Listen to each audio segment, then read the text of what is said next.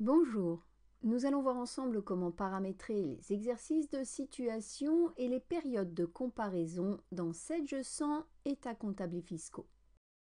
Dans 7G100 états comptables et fiscaux, vous allez pouvoir créer une situation correspondant à un intervalle de temps au sein d'un exercice.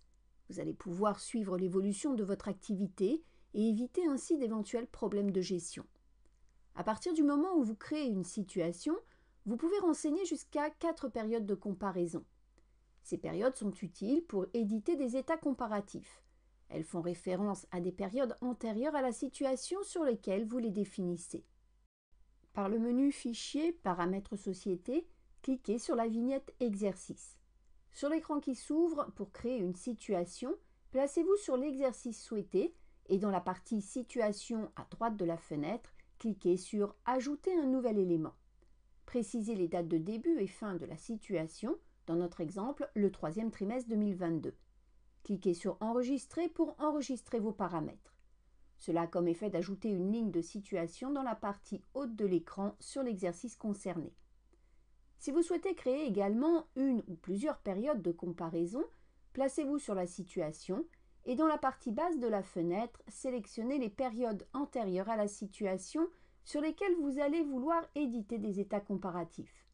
Au besoin, procédez au préalable à la création des exercices de situation correspondants. Pensez à cliquer sur le bouton « Enregistrer » avant de fermer la fenêtre « Exercices et situations ». Après quoi, pour prendre en compte ces périodes dans les rubriques, vous devez ajouter un paramètre dans les formules. Par le menu Structure, rubrique LIAS, si on prend par exemple la rubrique 2050 AT, Autre immobilisation corporelle, dans l'onglet Formules, vous devez modifier comme ci-contre la formule en ajoutant avant la dernière parenthèse .1 pour récupérer la valeur des comptes 218 de la première période de comparaison définie. Vous devez mettre 2 pour récupérer la valeur de la deuxième période de comparaison, 3 pour la troisième période et 4 pour la quatrième période. Par le menu Structure, rubrique plaquette, il faut ensuite créer comme ci-contre des rubriques pour reprendre les différentes valeurs de ces périodes de comparaison.